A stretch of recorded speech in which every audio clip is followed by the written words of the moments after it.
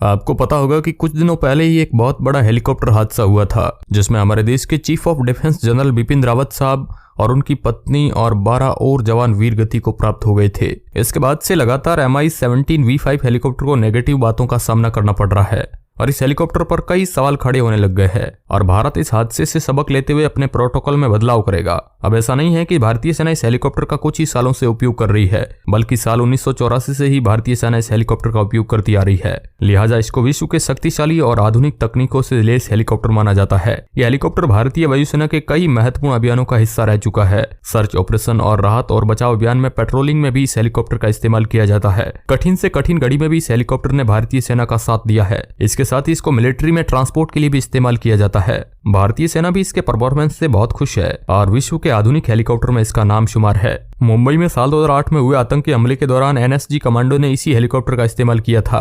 भारत के पास वर्तमान में इस प्रकार के 150 हेलीकॉप्टर है। लिहाजा इस हेलीकॉप्टर को कई VIP लोग एक स्थान से दूसरे स्थान जाने में उपयोग करते हैं और इसको बहुत सेफ मानते हैं। इसमें देश के प्रधानमंत्री, राष्ट्रपति, सभी सेनाओं के सेना प्रमुख जैसे बड़े बड़े VIP लोग उपयोग करते हैं। मगर जब से हेलीकॉप्टर हादसा हुआ उसके बाद ये सोचने को मजबूर कर दिया कि ऐसी क्या कमी रह गई जिसके कारण यह हादसा हो गया। जिसके बाद Indian air chief BR Chaudhary ने इस बात से सबक लेते हुए प्रोटोकॉल में बदलाव करने का फैसला लिया है। आपको बता दें कि जिस दिन यह हेलीकॉप्टर क्रैश हुआ था उस स्थिति का एक वीडियो जारी हुआ है जिसके अनुसार आकाश के अंदर बहुत घना कोहरा और धुंध दिखाई दे रही है और हेलीकॉप्टर नीचे की ओर उतरते जा रहा होता है। तभी उसके पेड़ों से टकराने की आवाज आती है और वह क्रैश हो जाता है। अब ऐसी स्थिति में यदि पायलट उसे हेलीकॉप्टर को वहां ना उतार करके वापस मोड़ देता या किसी सुरक्षित जगह पर उतार देता तो हो सकता है वह दुर्घटना होने से बच जाती। मगर आपको पता होना चाहिए कि पायलट को भी अपने स्वयं के निर्णय के अनुसार हेलीकॉप्टर उतारने की अनुमति नहीं होती है। उसे पहले से दिए गए प्रोटोकॉल के अनुसार ही कार्य करना होता है। इसलिए शायद वह इस हादसे को नहीं बचा पाया और इसी बात से सबक लेते हुए इंडियन एयर चीफ